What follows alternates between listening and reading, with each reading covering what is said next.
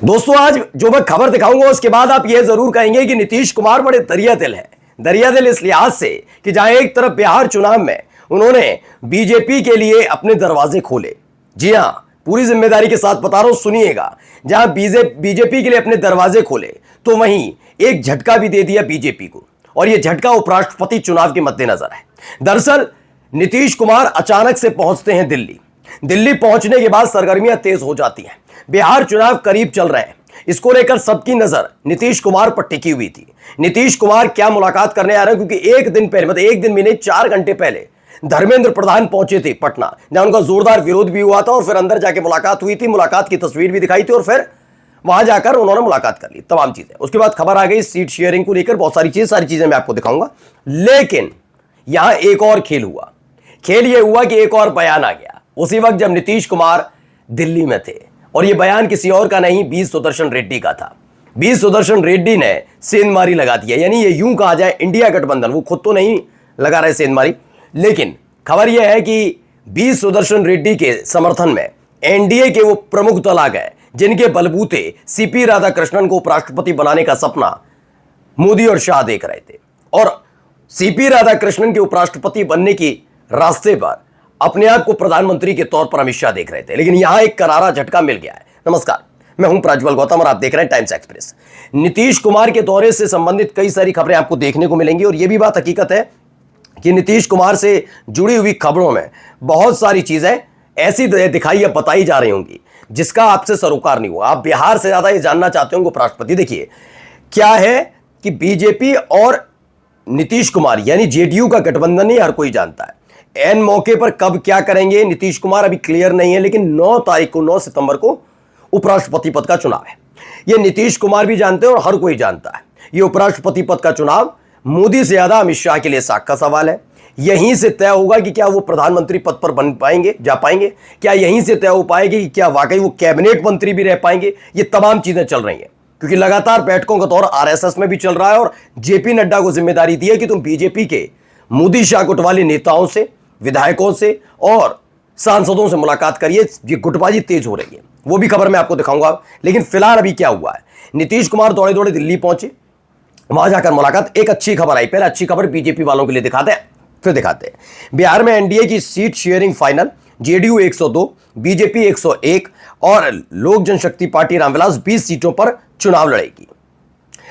हम आरएलएसपी यानी उपेंद्र कुशवाहा की पार्टी, और तो और हम यानी कि जीतन राम मांझी की पार्टी 10-10 सीटों पर चुनाव लड़ेगी। ये क्लियर हुआ है, ऐलान नहीं है। फिर सुन लीजिए, जो न्यूज चैनल ये आपको कह रहा है कि फाइनल हुआ है, फाइनल का मतलब ऐलान हुआ है, ऐलान होगा तभी फाइनल माना जाता है, ठीक है। इसमें जबरदस्ती का इसमें मत कहिएगा कि हाँ ये फाइनल हो गया है। ये अंदर खाने सूत्रों के हवाले से खबर है कि यही सीट शेयरिंग फाइनल हुई है, लेकिन उसका ऐलान करने से बच रहे हैं अभी, क्योंकि इन्हें डर सबसे ज्यादा चिराग पासवान से अब भी लगा हुआ है। चिराग पासवान नाराज हो सकते हैं। खैर, यहां तो ये खेल हुआ। यहां ये नीतीश कुमार जो करके आए, छोटे खिलाड़ियों को झटका देकर आए दिल्ली में। लेकिन इसी बीच एक बयान आ गया बी सुदर्शन रेड्डी का, ठीक उसी वक्त। जरा इस बयान को पढ़िए। मैं संविधान की रक्षा के लिए उपराष्ट्रपति बनना चाहता हूं, विपक्ष के उपराष्ट्रपति पद के उम्मीदवार सुदर्शन रेड्डी का एक्सक्लूसिव इंटरव्यू। इन्होंने इसी वक्त क्या दिया बयान, देखिए नीचे इसी में लिखे, एनडीए के पक्ष में नंबर पहले से ही बने होने की बात चल रही है, इस पर आपकी क्या राय है। उन्होंने कहा यहां कोई व्हिप नहीं होता। सुनिएगा, कोई पार्टी किसी को खास तरीके से वोट करने के लिए मजबूर नहीं कर सकती, यह बात पता है।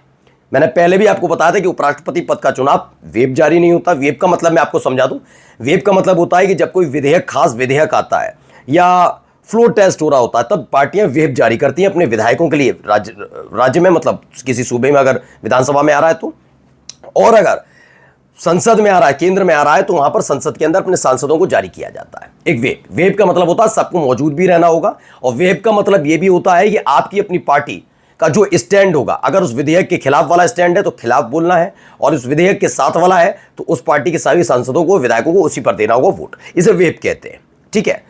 ये चुनावों में भी होता है, ऐसा नहीं है, लेकिन उपराष्ट्रपति पद के चुनाव में ही नहीं होता। यानी आप जोर जबरदस्ती नहीं कर सकते। एनडीए के किसी भी सांसद पर जोर जबरदस्ती नहीं है कि वो सीपी राधाकृष्णन को ही वोट कास्ट करेगा, पहला। दूसरी, इन्होंने जो बात कही, इन्होंने जो कहा है, मतलब एक तो सीक्रेट होता है, इसमें आप ये भी पता नहीं कर पाएंगे फलाने वाली पार्टी के फलाने वाले सांसद ने किसे वोट किया, राधाकृष्णन साहब को या फिर बी सुदर्शन रेड्डी साहब को, ये पता नहीं होता। ये बात पता है। देखिए, राजनीतिक पार्टियां सीधे तौर पर वोट नहीं करती, ये एक गुप्त मतदान होता है, किसी को पता नहीं चलता है कि किसने किसको वोट दिया। राजनीतिक पार्टी के काम को इस मामले में नहीं आना चाहिए। पार्टियां अपना उम्मीदवार चुन सकती हैं, लेकिन आखिर में वोट तो एमपीज ही करते हैं। मैं आशावादी हूं, मैं जल्दी सभी एमपीज को एक पत्र जारी करूंगा। नीतीश कुमार की मौजूदगी में दिया गया यह बयान, जब दिल्ली में मौजूद है, यह अपने आप में हलचल मचा गया है। जहां एक तरफ सीट फाइनल के नाम पर गोदी मीडिया ये फैला रही है कि नीतीश कुमार खास तौर पर सीट फाइनल करने आए थे, तो वहीं दूसरी तरफ खेल यह भी है कि उपराष्ट्रपति पद के चुनाव में सीपी राधाकृष्णन का पलड़ा जो है वो हल्का होता जा रहा है। तस्वीरें बहुत आती हैं, तस्वीरों के आधार पर नहीं जाना चाहिए। तस्वीरों के आधार पर जाएंगे तो उन तस्वीरों को भी जरा बात कर लेनी चाहिए जो अडानी और मोदी की एक साथ चार्टर्ड प्लेन में है।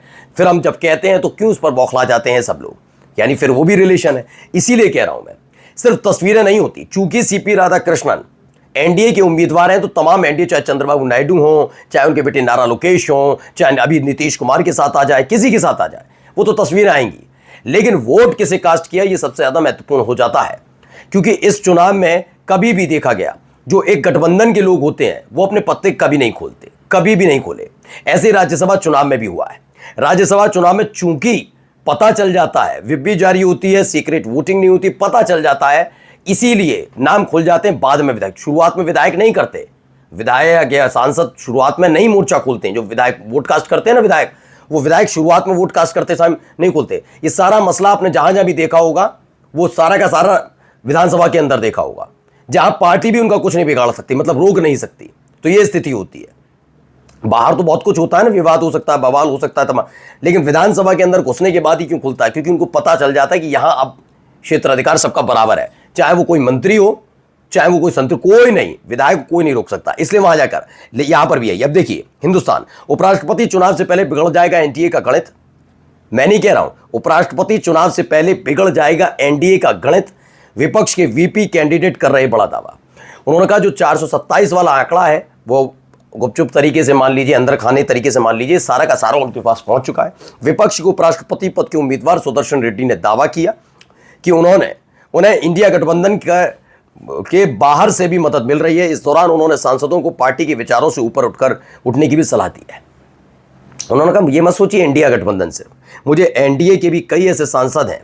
अब एनडीए में सांसद का जिक्र नहीं किया कि नहीं कर सकते, पार्टी तक का जिक्र नहीं कर सकते, और नहीं किया उन्होंने। बीजेपी के भी हो सकते हैं, चंद्रबाबू नायडू की पार्टी के भी हैं, नीतीश कुमार। तो सोचिए, नीतीश कुमार जब वहां मौजूद है, ठीक उसी समय ये बयान आ जाना, ये अपने आप में बता रहा है कि इस समय एनडीए में सिर्फ फुटबॉल के हालात चल रहे हैं। अलग अलग जगह मीटिंग हो रही है। इससे पहले वाली मैंने मीटिंग दिखाई थी। आरएसएस कितना नाराज चल रहा है, आरएसएस दबाव डाल रहा है कि किस तरीके से कौन राष्ट्रीय अध्यक्ष बनेगा। मोदी शाह वाला मैं बगावत दिखाई रहा हूं लगातार क्या चल रही है। यानी अब समझ लीजिए, बीजेपी में खुद की सिर्फ फुटबॉल है, वो अपने साथियों को कैसे साथ ला पाएगी। नीतीश कुमार की मौजूदगी थोड़ी राहत तो देती है, लेकिन उपराष्ट्रपति पद पर के चुनाव में नीतीश का बागी हो जाना शाह के लिए बहुत बुरा है। नमस्कार।